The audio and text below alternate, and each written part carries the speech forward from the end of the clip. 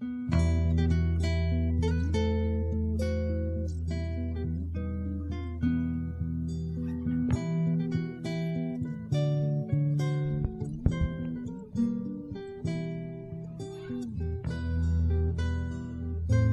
we are here for one last trailer review show, this is MuggleCast episode 227 for April 28th, 2011.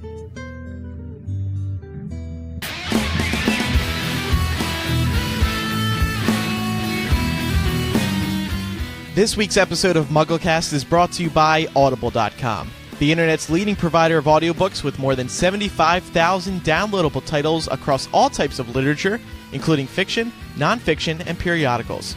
For a free audiobook of your choice, go to audiblepodcast.com/MuggleCast. And by Hypable.com, a MuggleNet for the rest of the fandoms in the world, and created by MuggleNet staff. Visit Hypable.com for thorough and up-to-the-minute coverage around The Hunger Games, Glee, Doctor Who, The Hobbit, and many more. That's Hypable.com. HYPABLE.com.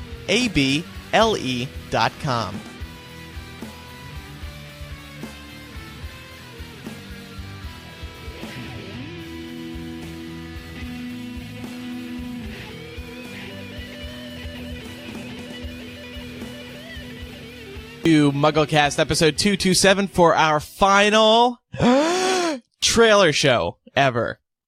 Which is kind of weird to think, I have to say. Mike and Eric are here. Hey, guys. Hey. Hey. Is this really the final trailer show? Is there not going to be another trailer prior to the film's release? No, and I mean, there was just that one teaser trailer for parts 1 and 2 that kind of did, like, double duty. So we didn't get a teaser trailer for part 2. We just got this trailer. But I don't think anybody's complaining. Well, because the trailer was really well, good. then there was the what appeared on Death Hallows Part 1, right? That was kind of a teaser-ish. It had was that part of the scene between Harry and Ollivander, and then it opened up into kind of other shots. Oh, you're talking about on the DVD. On the DVD. Yeah. Yes. So we get that. Yes, that was an opening scene, yeah. And it was good. On the Blu-ray, not the DVD. Right. You guys discussed that last week, right? Yeah.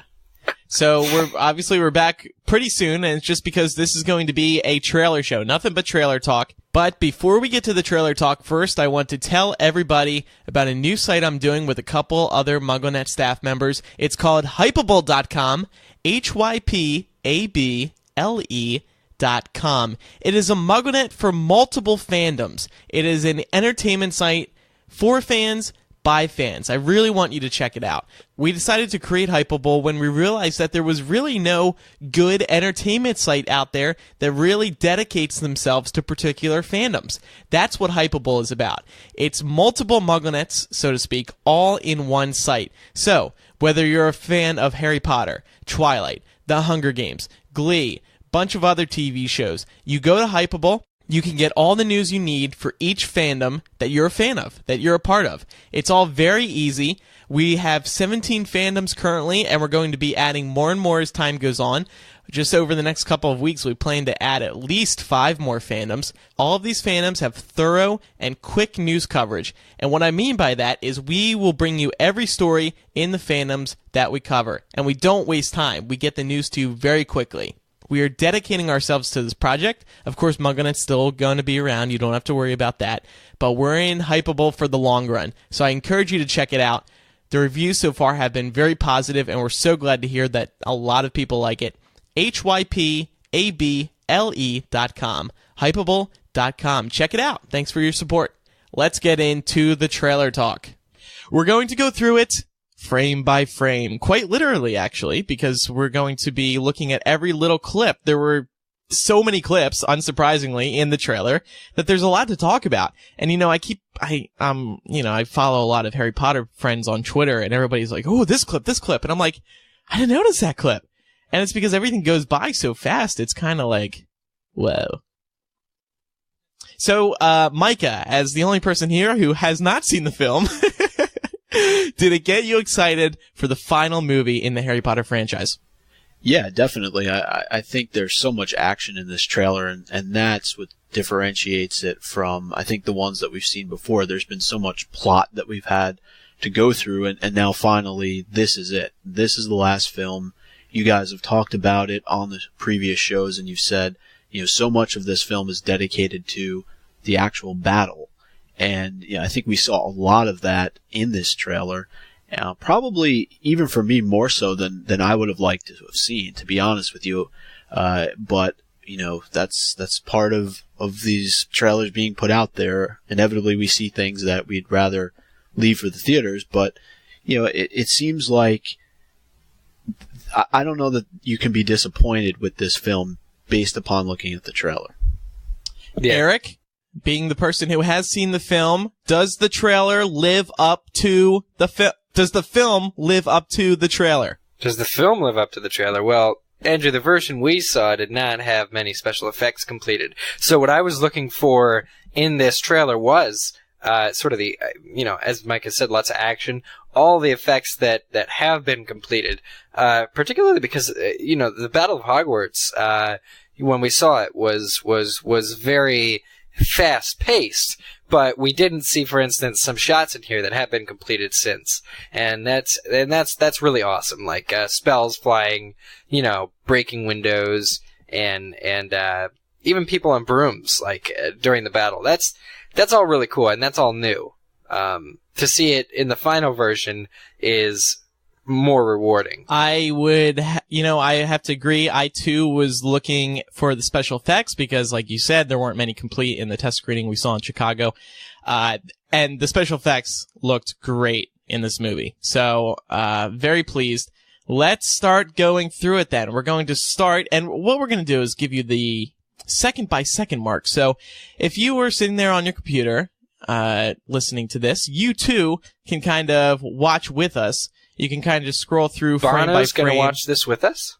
Who? Bono and the Edge, they're going to watch this with us? Yes, you too are watching it with us tonight. It's a beautiful day. So, at the 7-minute... jokes, man. It's late when those jokes are coming out. What? I made the joke. I know. All right, so at 4 seconds, the very first shot in the trailer is Snape walking through Godric's Hollow. And you know what? I think actually the bigger story here, well, at least for these first few opening shots, and we'll talk about each shot. But first, let's just hear the music at the beginning. I thought something was wrong with my computer when I heard this. So take a listen.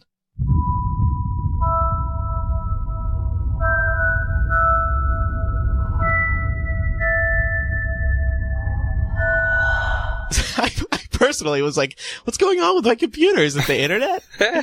Yeah, anyway, it's very childlike. It's almost like you're about to enter this really, like what's it called? Like this, like this horror film of sorts. It has a really eerie feeling to it.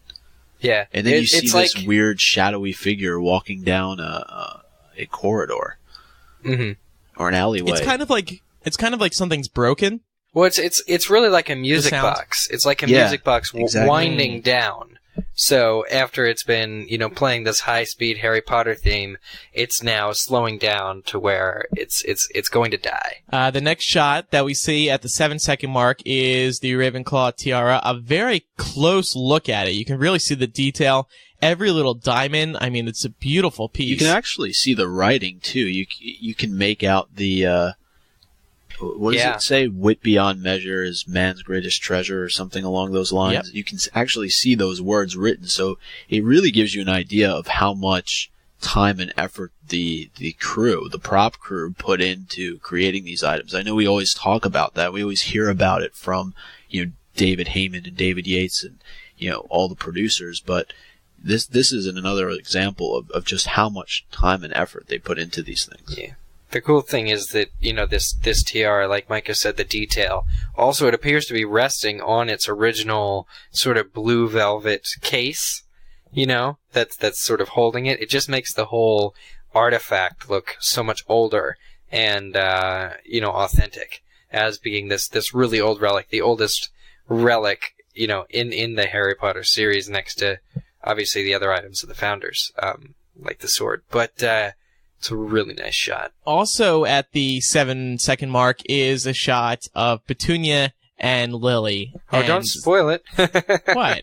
Well, that's the thing. Like, an average person would see this shot and not know exactly what this is. I mean, quite frankly, you don't really. Well, I guess you do know it's a Harry Potter film because you hear that little music at the beginning. But it takes not until you see Voldemort. Yeah. Do you see that this is Harry Potter? Yeah. Yeah, I know exactly what you're saying.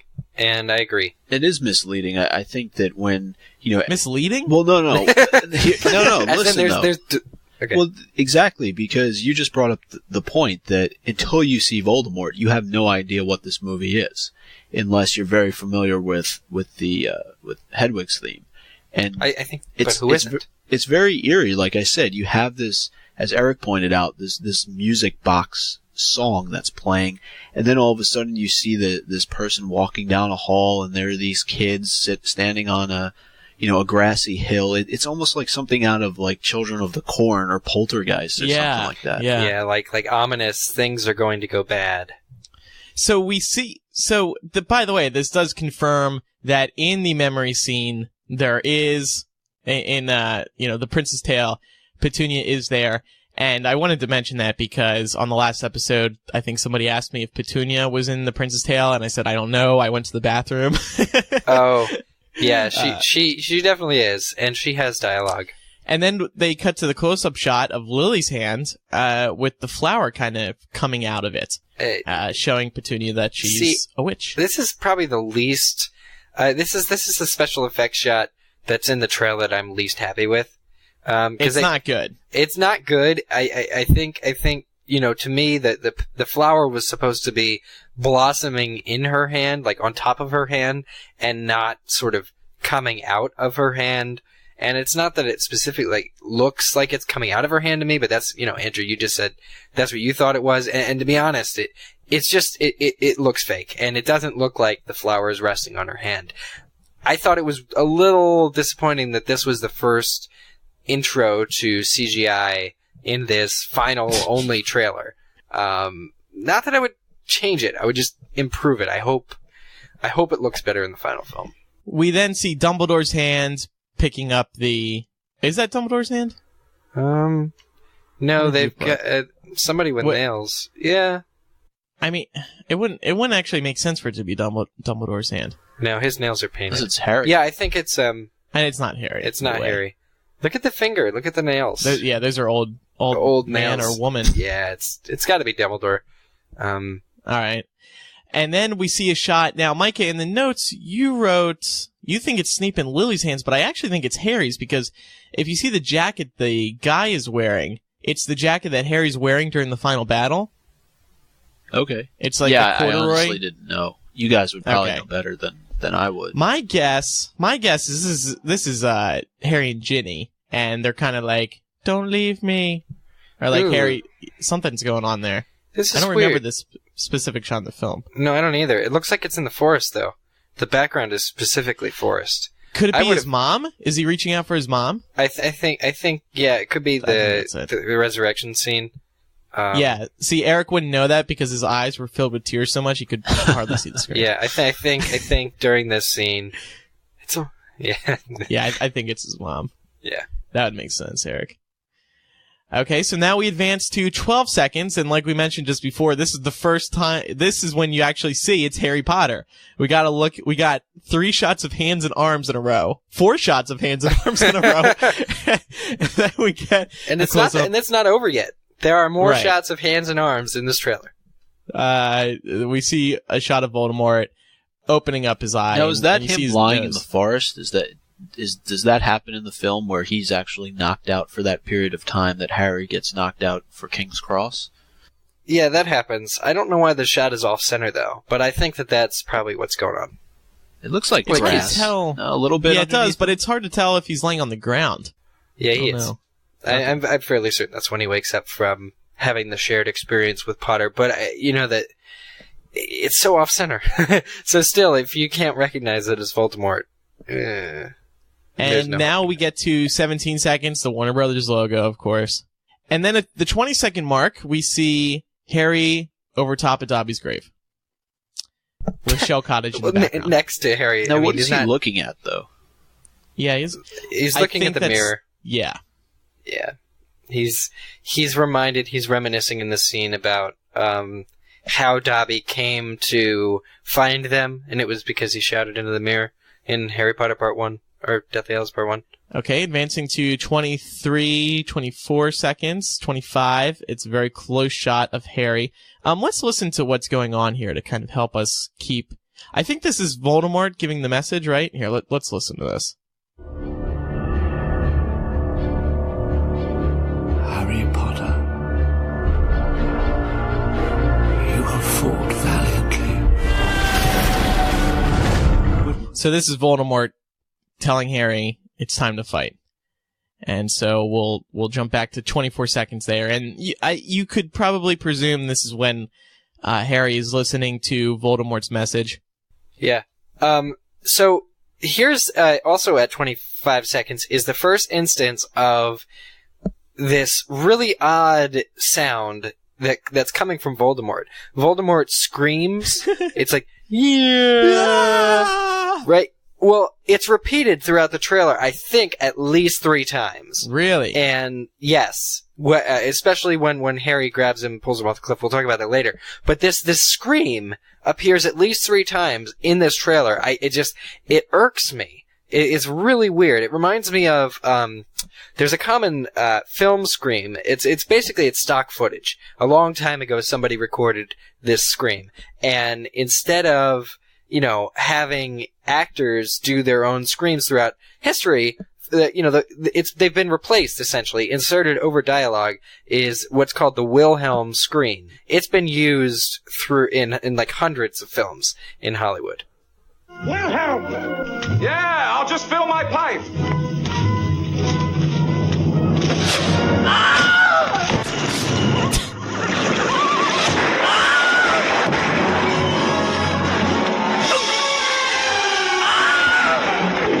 Interesting. So that scream, well, that's kind of a movie. I mean, obviously it's not the one that's in this trailer, but that's kind of an interesting... But it's the same idea. So different movies, different scenes, mm-hmm. Same scream coming from all different people.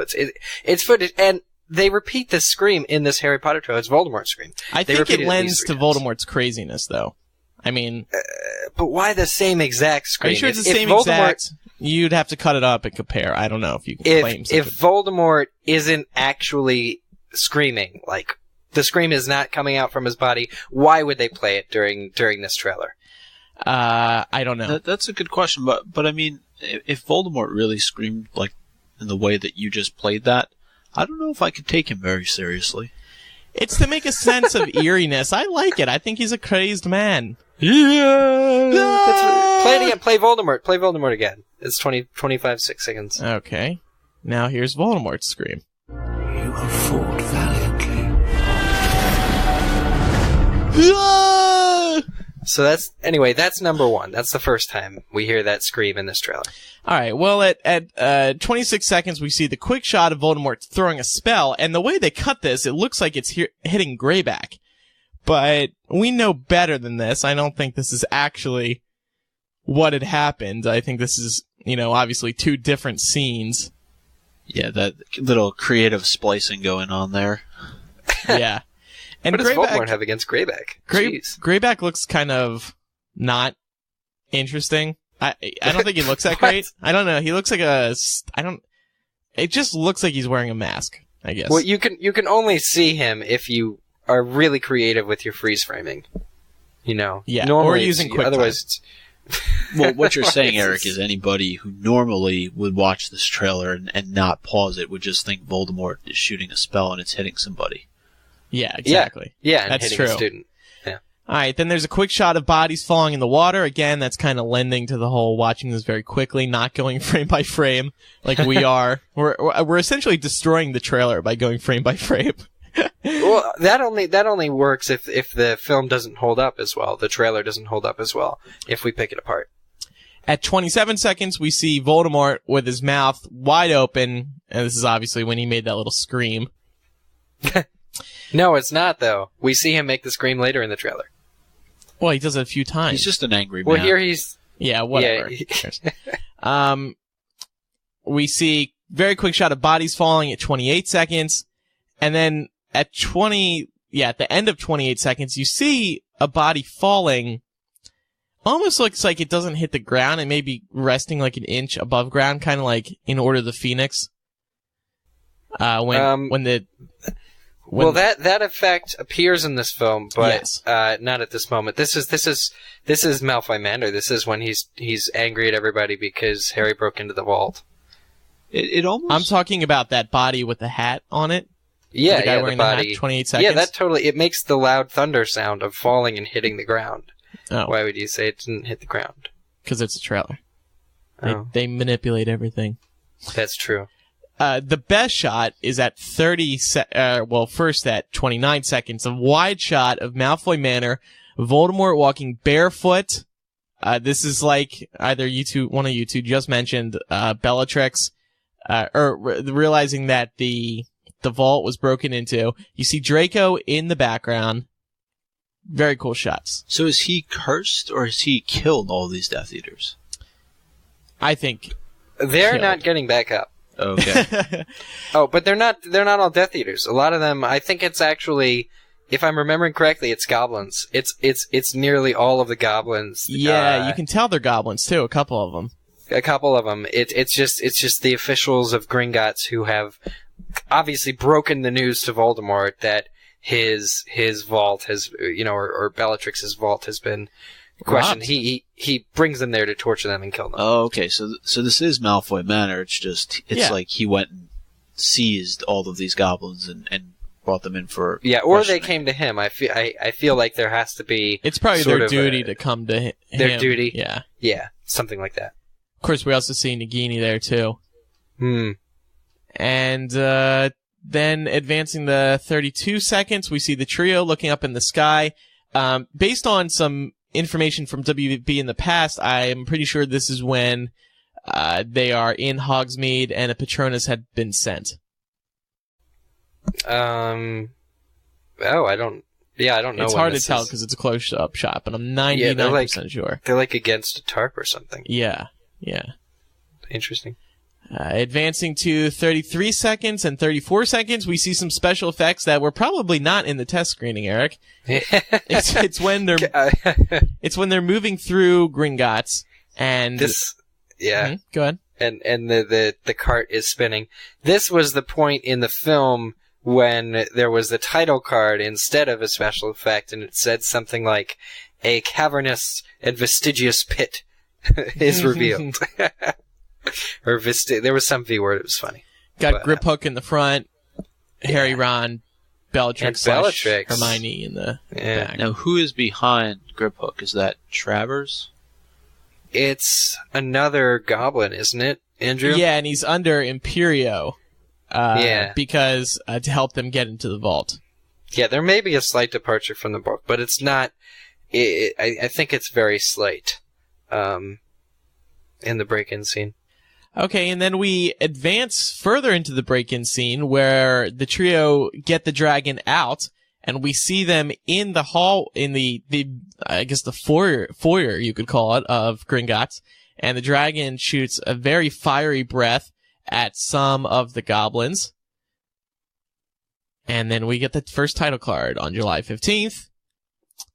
Hey. Then at 30... I was going to just ask, we touched on the water scene, but what exactly is that from? The water scene. When- Please. Something hitting the water. When this was way back in 27 Oh, seconds. I know exactly what that is. That's when they jumped off the dragon, I think, right, Eric? Oh, good catch. That sort of just clicked with me. That must be what it is. Yeah. They jump off the dragon. they Obviously land. it's a water landing. Right. It's a water. Captain Sully Sullenberger helped them land.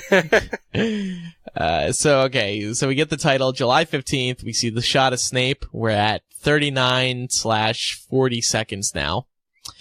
Okay, best shot of the film and the trailer right here. 40 seconds in, when the statue. Okay, this is what's so great about it. I'm gonna have a Mikey B moment here. The camera is on the ground, kind of slowly trucking towards the Great Hall, the entrance, and right in front of the camera drops one of the guards. And he drops from one of the walls. He was perched up in one of the walls. And the way he lands on one knee and is kind of bowing down with that axe-like thing in his hand. Now, in the movie, this is triggered by McGonagall calling the statues to life. And it is so badass. It's one of the best things in the movie. Thank you. That's great, because that's one of my favorite scenes from the book. You know, it's just cool to think that she has all of this power to bring the castle to life, and right. It must be great seeing her in that scene bring, you know, these statues and suits of armor and everything else, gargoyles, to life. The interesting thing is, you know, maybe it's a departure between the books and the movies. In the books, it always seemed like Hogwarts, you know, has these measures where Hogwarts can protect itself. Hogwarts always has been kind of like a school/fortress. Things like suits of armor in the books already move from place to place, at least in the earlier books. We never see it in the films. In the films, McGonagall has to call these to life. And again, that, of course, it happens in the book. But I'm thinking, you know, this was a unique scene because I didn't think we'd ever see things like statues coming to life, with the exception of, you know, the chests in the first movie. So this was now, does she actually say the spell? Yes. Yeah, it's like locomotor or something. Yeah. Magnifico. Locomotor Magnifico. It's some ridiculous variation of that's the... cool, though. And spell. to give you some perspective, this is the opposite direction that the camera is facing is the courtyard. And McGonagall is standing on the courtyard/Great Hall steps in between the two areas of the school. Yeah, so this is where Dumbledore closes the doors in movie 5. This is the entrance hall, essentially, which leads into the Great Hall behind him. Right. And you can see, by the way, the Great Hall, the window, that giant window at the front is smashed in. There's a giant hole in the middle of it. Oh, is it before he lands? Can we freeze No, frame it's before? not. It's not. Oh, it is before. The hole's there Yeah, before it is. he's landing. Ha! Yeah. Look at that. There's a Snape-shaped hole in the window. Snape shit. Oh, I see what you're saying. That's in the book, too. She calls it a Snape-shaped hole. I'm pretty sure. Doesn't look Snape-shaped in here, but anyway. Looks somewhere like a bat, really. So at 41 seconds, there's another title. It says only one film left. Only one. Oh, oh wow. I've seen this and I haven't even been paying attention to what they're telling us. Then the next shot is Harry. 43 seconds in. We've seen this shot a lot, actually, in other previews. Then the following shot is Voldemort with all his Death Eaters, and basically he's looking down at the castle. You never realize how many Death Eaters there are until this shot, I think it is. Yeah. The next shot, very badass shot. Snape. A lot of flashing going on around him, presumably just, you know, spells from the battle. Lightning, maybe? Oh, or lightning. I think this is a continuation of, because we missed it, he was actually standing outside Godric's Hollow, outside of Lily and James's house. So in the very beginning, the first shot at 4 seconds is him walking down the corridor towards the house. Then there's another shot of him standing in front of the house. This is also a continuation of what plays during the Prince's Tale scene, of him coming closer and closer to discovering what has happened, essentially. But the flashing is like lightning. It's like a stormy night. He looks very disturbed, too. Some great acting on Alan Rickman's part. Yeah, I'm glad they didn't have to do any CGI tears for this scene. Another title card, Can Live. and right after this, at 47 seconds, some more great special effects. We see the Death Eaters flying in, sending a green spell at the castle. You know, a good Harry Potter fan would assume that's Avada Kedavra, but as you see the spell light up the castle, you can see nobody's in there, so it's kind of just a why they Avada spell. Kedavra? What do they have against that window? You know, well, really? Yeah, I don't know. To Avada Kedavra it, they split their soul on behalf of a. Now, I don't know. Okay, yeah, this may be getting too technical. Well, you know, they're not even officially sending an Avada Kedavra spell; they're just sending a spell. Yeah, but I was going to ask, if it was an Avada Kedavra spell, could it actually blow up a brick castle? A stone castle. Right. I think it's... it's a good question. It would be more like a Defendo or Reducto or a spell like that. So then there's a shot of Harry. It's kind of a bird's eye view. It's kind of swooping down at him. What's wrong with him? He's feeling Voldemort's wrath. That's exactly. Is he? Yes, absolutely. This is Dan's complete, go to Harry being succumbing and being overwhelmed to his scar. And again, this is the final battle. You can see he's wearing that corduroy jacket. No, it's Well, it's true. Oh man, I shouldn't have had that burger earlier. This is the wrong time for this to happen. Like I got enough problems going on, and now I have digestion cramps. Damn it! I'm taking a picture of this screenshot to preserve this moment. Yeah, he's like holding his stomach almost. That's kind of. He is holding his right at the zipper. Then there's right after that, we're at the 49-second mark now. There's a shot of Voldemort. He's kind of doing a little, somebody's going to turn this into a GIF. He's totally doing a little groove thing. If you advance back and forth through the frames, he's kind of doing like a little, like a crab dance sort of thing. But Voldemort looks very angry, by the way. If you get to the end of this clip, you see him with probably one of the most angriest faces that you see him ever in these films. Oh, guess what? Scream number 2. It was kind of low, but yeah, I get what you're saying. Yeah. Same scream. It's the same audio, presumably, for this scream. So destruction of Hogwarts at 49 seconds. Then, at 50, we see Kingsley. And at this point, you can see really the Great Hall and the Hogwarts have really fallen apart, and daylight has come up now. And it's nice that they actually did this. They kept the timeline similar to what it was in the book, in terms of the battle going on all night. And then there they are when the sun's coming up and the battle's still going on. In the background, you can see Arthur Weasley. You can see the giant window at the back of the Great Hall is completely gone now. Yeah. Another cool shot as we continue, go to 51 seconds. You see all these spells from the Death Eaters trying to penetrate the castle, but they can't because of the giant globe protection the globe-like protection that was put on the castle by the Hogwarts professors.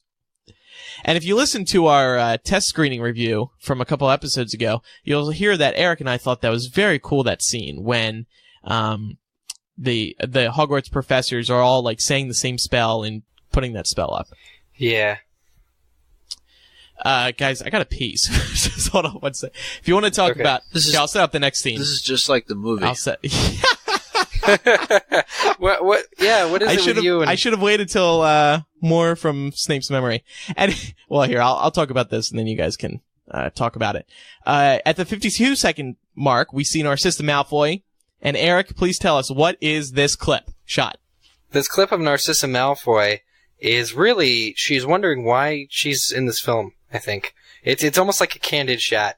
She's like, what's going on? Why is there a camera here? I'm just hanging out in the woods. And you can see on her face she's kind of almost unsure, it looks like.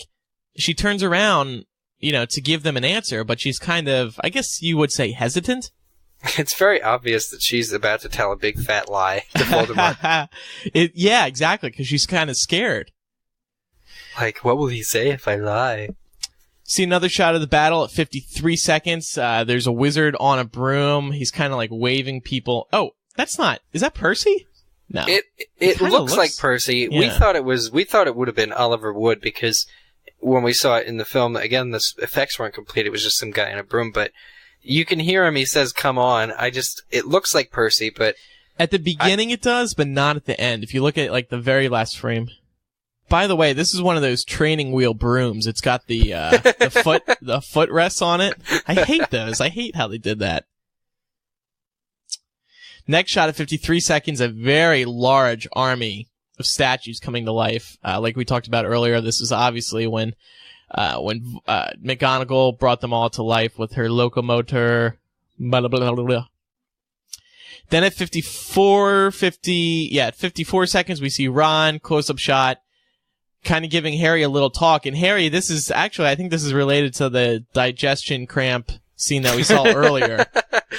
He's taken off the corduroy jacket, right? And No, he's still got it on. Oh. 55 seconds. Yeah, he's still... but he's wrapped around it. It's like he's cold. It's like he's having shivers. Well, it almost looks like he's sweating. His hair looks very soaked, I would say.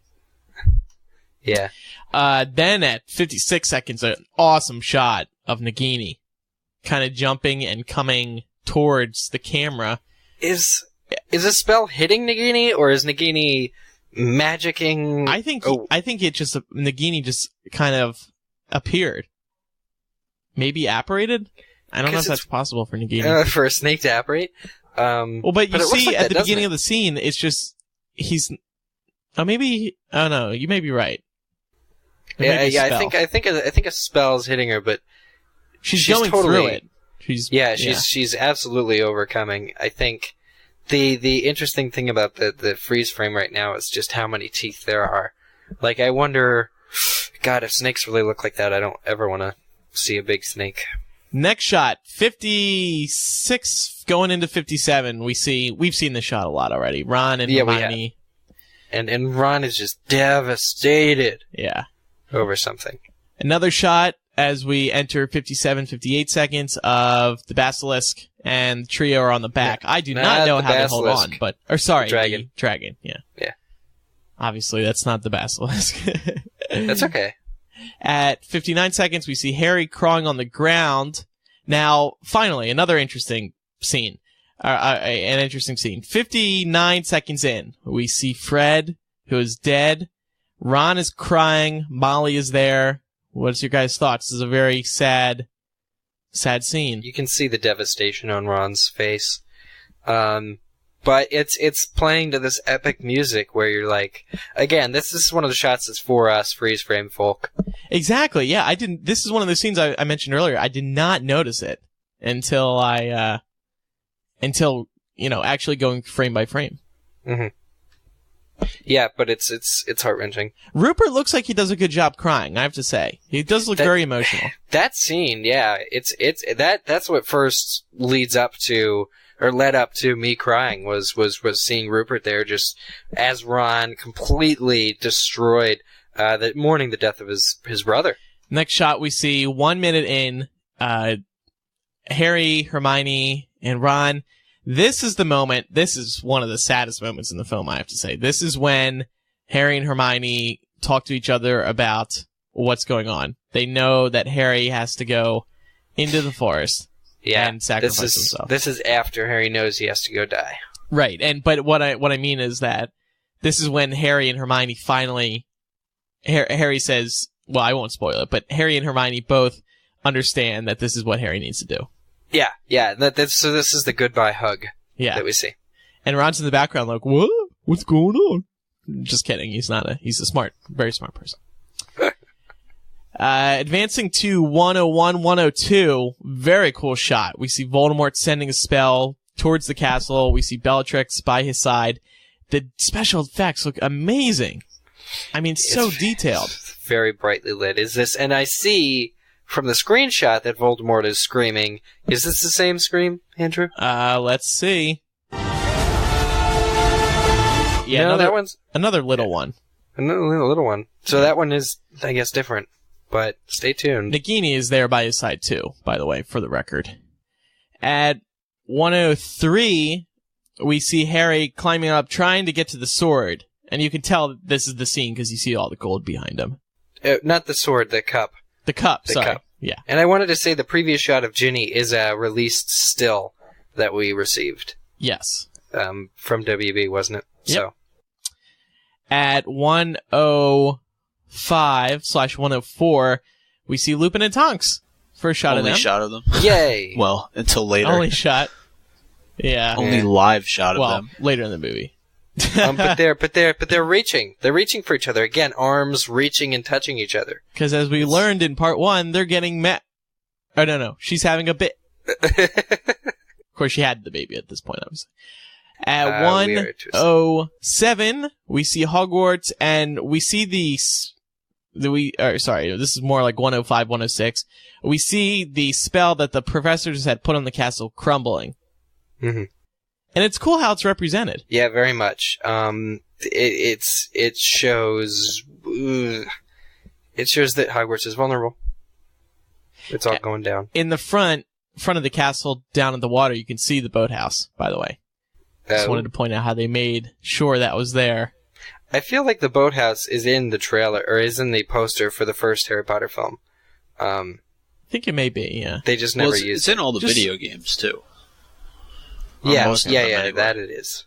And then leading up is the actual moment with the third Voldemort scream. And now this part at 108, 6. 109. Yeah. This is the thing, we shouldn't spoil people, but I mean, obviously if you watch this, you see what's happening here. Well, here, I'll play it. Come on, Tom. Let's finish this the way we started it. Together! There's another scream for you. That is another scream, yeah. Well, because he's falling off a cliff, I would scream too.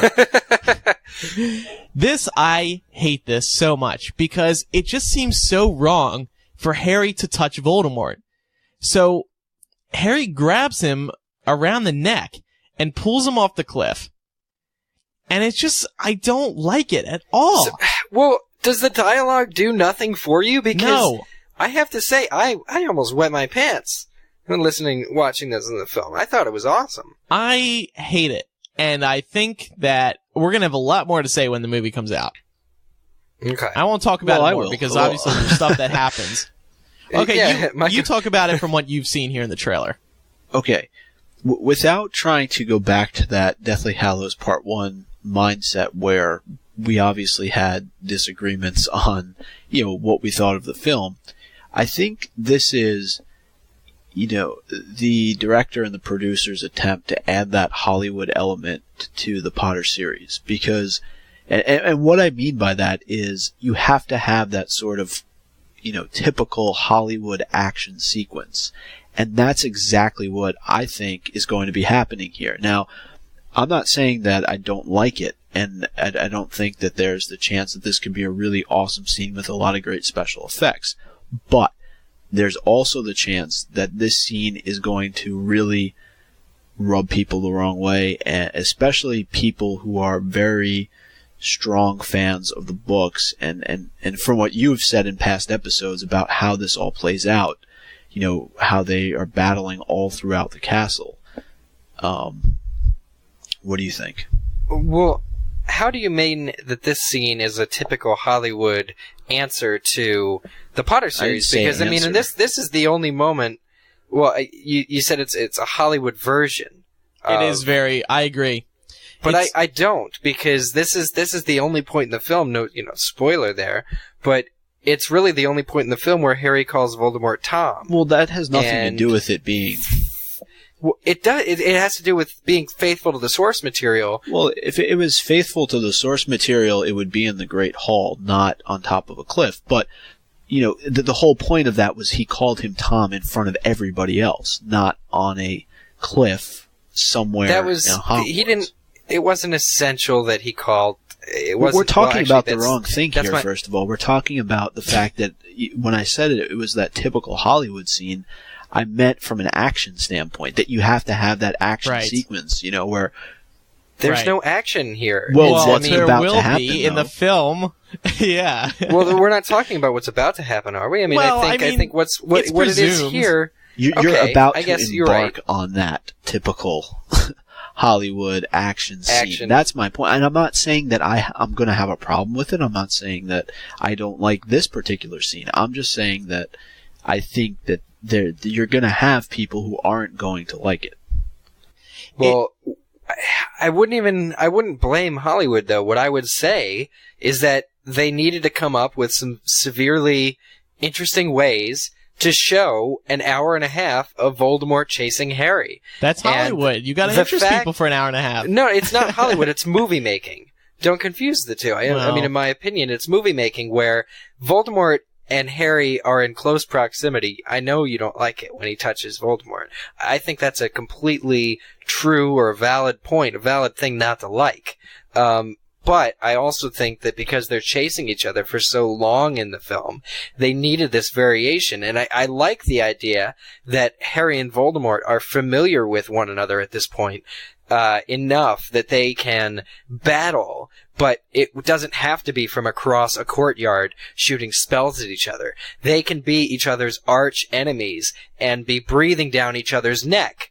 That's so what they I like can be about this. WWE style in the middle of the ring, duking it out with each other. Yes, they can hate get each that. other And and this still, corner, and Eric, still be Eric, exact. I get that. Believe me, I understand that, but I think, and look, maybe I'm, approaching this the wrong way, and people who read the so. books I aren't going to, normally I get criticized for talking about people who go to the films who haven't read the books and not being enough plot in place all the time for them to get it. Here I'm talking about the people who have read the books, and they're going to come in and they're going to say, and I've seen comments already, tweets, things like that, say, why is Harry pulling Voldemort off a cliff?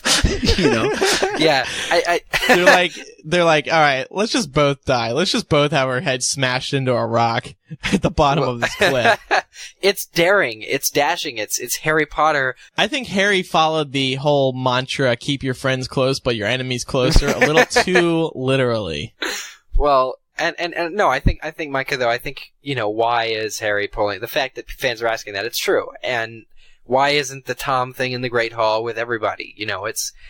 It's these film choices that they've made, but they're departures, and because of that, there are going to be people who are very upset. This is a great, looks like it's about to be a great action sequence, and Well, it's good dialogue. It's let's finish this the way we started it together. Oh yeah, It's and then what? Does the Hungarian horntail shoot up from its hiding place from No, Dumbledore. Dumbledore comes back to life. He picks up Harry, but lets Voldemort keep following. It's a I don't slight get it. change from the books. What do you mean? I'm just making a joke. All right, let's move on from picking that apart. We'll have much more to say later. The next few shots we've seen before, so let's just skip to 115. We see Snape in the Great Hall. Pretty badass shot of him, I have to say. He kind of whips his cape around, and we see him turn into the bat-like. I called him figure. Batman Snape. Or at least Batman Snape. Na. There's a Severus. dead body in the background. I don't know if that's of anyone of importance, or that's just one of those random dead bodies.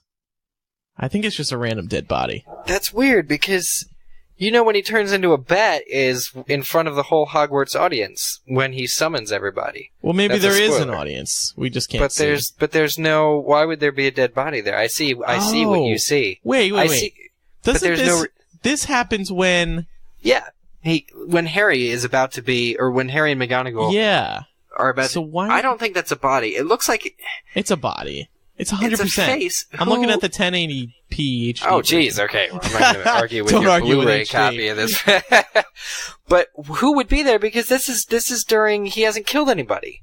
Maybe the Carrows, one of the Carrows fell over. Yeah, that's my only thought. Because this is during the meeting in the Great Hall, the students, and then Harry steps out, and Voldemort and McGonagall has to protect him. Yeah. But I don't know who would be there.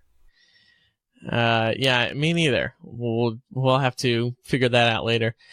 We see another title, The Epic Conclusion. And then we get to 117, another shot I think we've seen bits and pieces of. Ron and Hermione holding hands as fire chases after them. We see a snake-like figure, I would say, in that fire. It looks like a bear to me, or at least when it Or a hits wolf. and turns the corner, or maybe it's a badger. I have this really unique shot of it it's during 117. This is where I see what you're saying. It looks like a wolf to me, actually. Yeah, wolf. Because of the ears. But looking at the cartoon insignia of Hogwarts, it kind of like it would be a badger. Because I think I remember Fiendfire takes a really interesting form in the film, as far as being several different animals of fire chasing. Very interesting. Okay, so there's that. And then as we advance to another title of the worldwide phenomenon. Whoa. Wide shot, and now there's a lot of detail in this shot. We see they're in the courtyard. We see giants. That's definitely the most prominent. We see about 2 giants, a couple Death Eaters in the sky. Where do you see the giants, or do I need higher resolution? Don't you guys? One of them has like a lamppost. If you're looking at the 5 columns on the very right side, 1, 2, 3, 4, 5. It's right above the 5th column if you're going right. And I think one of the giants is swinging one of the Quidditch pitch rings. Oh, one of the goals. Pretty sure it's just a bone. No. Yeah, like a bone turned into a club. Eric, come on. It'd be awesome if that was a Quidditch pitch ring. Can we just please pretend that that it is? Let's spoil them now. The final battle takes place in the Quidditch pitch.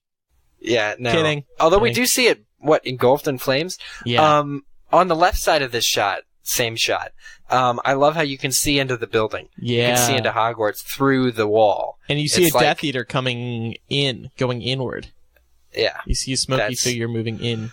That's really awesome. Yeah, so that's a very cool shot. Ooh, and then Harry, next shot, obviously, Harry trying to fight off the fiend fire by shooting like water at it. A spell. It's a spell. That's really Aguamente. It's like a waterfall. Yeah. Very unique shot, but this was not an effect that was complete when we saw it. Moving into 122, we see a few shots in a row, actually, of one of the bridges leading to Hogwarts crumbling as the Snatchers try to not fall to their deaths, but they do fall. There is obviously somebody who caused that wreck, but we won't spoil that. Who? I'm not spoiling it. Neville. No! Okay, another interesting shot. Another interesting shot, 125. We see Molly sending the spell, not my daughter, you bitch. Wait, can we go back for a second? Yeah. To 124. There's a little quick scene before that. And what exactly is happening to these? I don't know if they're Snatchers. Is they're running? They're transforming into like skeleton-like people? Yeah, you're right, actually. You can see it's totally Dead Man's Chest style. They are disintegrating, but this is kind of a cheesy effect of showing it. They're liquefying, really. They're turning into white liquid. Quite goo. Basically, they're running into the force field. And the force field is stopping them. So It takes a few Death Eaters for everybody else to figure out, hey, we can't really go any further. Alright, so like I said, at 125, we get to hear... Not my daughter, you bitch! Now, she does not say that in this trailer, and it's that was hilarious. Now, that was, just for the record, that was not a clip from the trailer. Though here, I'm gonna play it with the trailer.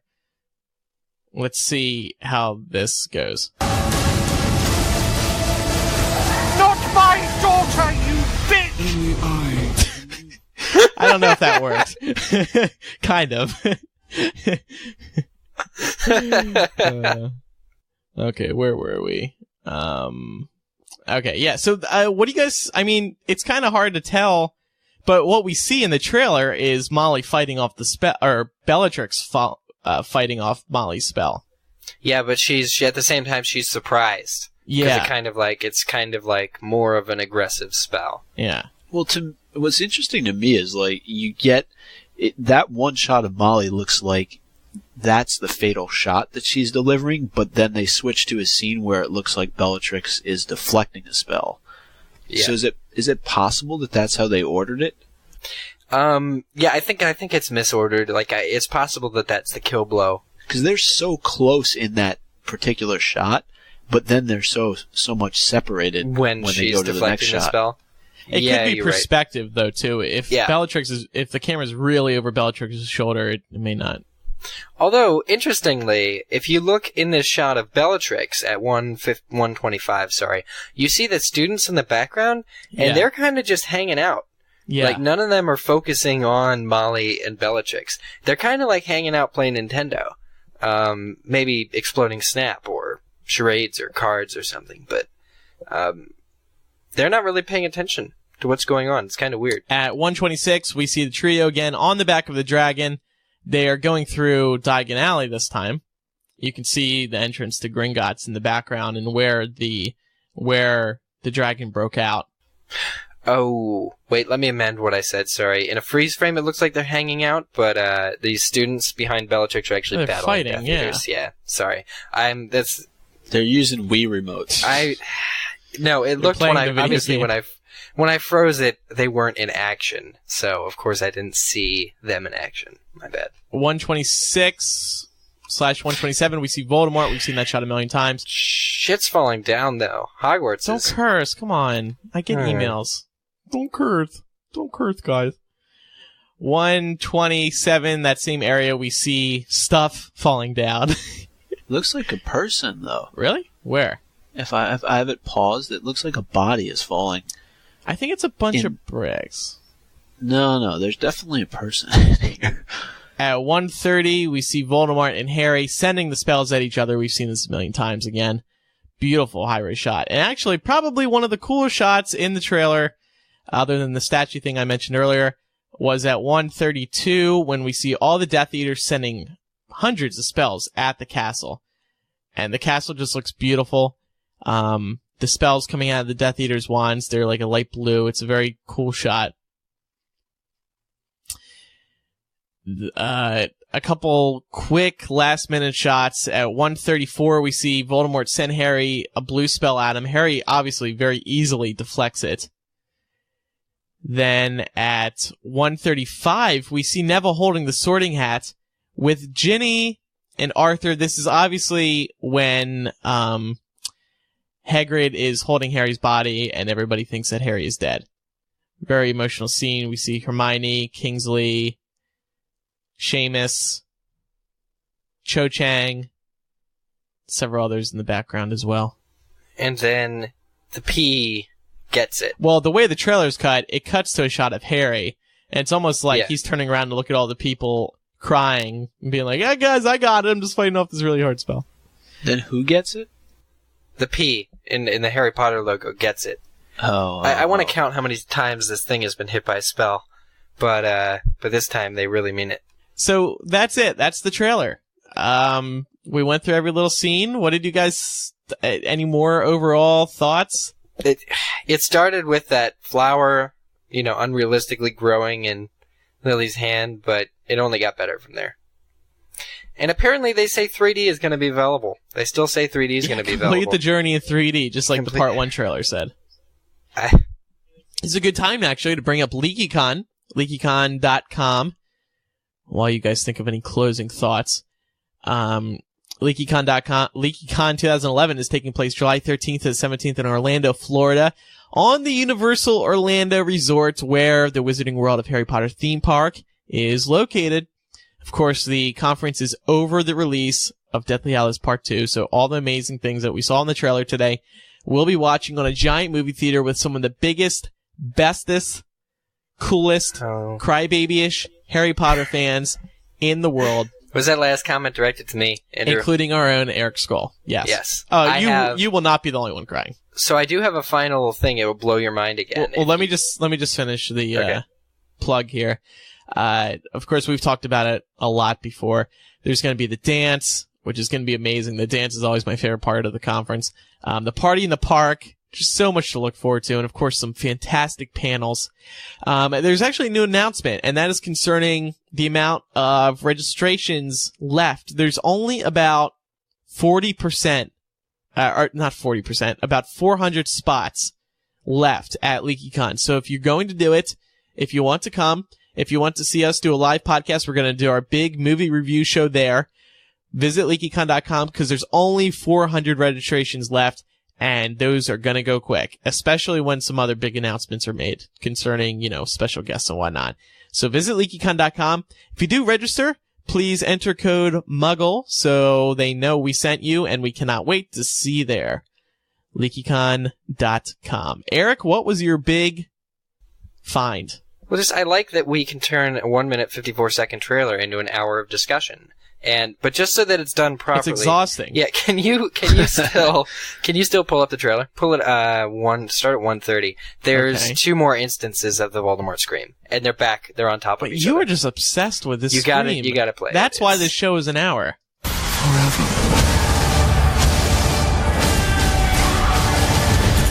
Yeah, he's very angry in this movie. It's the same scream! That's the takeaway. He's an angry man. Here's what I recommend. cut up the trailer, take all the bits where he's just screaming, patch them all together. It'll be a YouTube hit. But it's almost like pacing. It's almost like every 15 seconds to advance the story of the trailer. It's a bookend.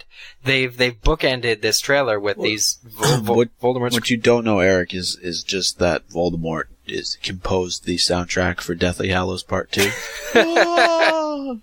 Rafe Fiennes. The one thing I was going to bring up about this trailer, though, is that you get no look at Dumbledore, Aberforth, or Albus in this at all. Good. And he's dead. Finally, jeez, yeah. I was getting tired of that old man. But yeah, no Hogshead, no King's Cross, none of that. So it's good to see, though, that some of the stuff is a mystery. It is a mystery, yeah. At the very least. Yeah, you're right. Wouldn't it suck if this trailer had showed like King's Cross? It would. You know, like Harry waking up in the all white scene, whatever. All right, everyone. Well, it's been a very full show. Thank you, everyone, for listening. We'd like to remind everybody about our website before we let you go. MuggleCast.com has all the information you need about this wonderful show that we produce every other week. There you'll find a contact page where you can send in your feedback. Do send in your feedback about the trailer. There was a lot. We didn't get to your thoughts, but you know what? We'll save a little something to be desired. We'll put those on episode 228. Actually, let me run through some tweets real quick, because we did tell people that we would. Well, just Andrew, before you do this, I'm on YouTube right now, and it says 308 views of this trailer. That's a bug. Which is that always happens. I know it's a bug, but right down beneath it says 1,276 likes and 3 dislikes. Those must have been from Death Eaters. Everybody, whenever there's like 2 dislikes on a video, people always make a joke about a group of haters. So yeah, that must have been Death Eaters. But if that's any indicator, a lot of people seem to like this trailer. 1,250 versus 3. Yeah. So. Yeah, it's weird. It's a video on a Harry Potter fan site, and everybody likes it. Who would have thought? Okay, let's get through some tweets real quick. Sir Nicholas wrote, "I love the trailer. Epic is the only word, especially when Harry Potter pulled Voldy." Whoa, okay, somebody liked it. I'll cry and be proud of it. Here's another comment about the jump. Barbara O'Malley said, "I screamed when they jumped. It was some epic shpleep."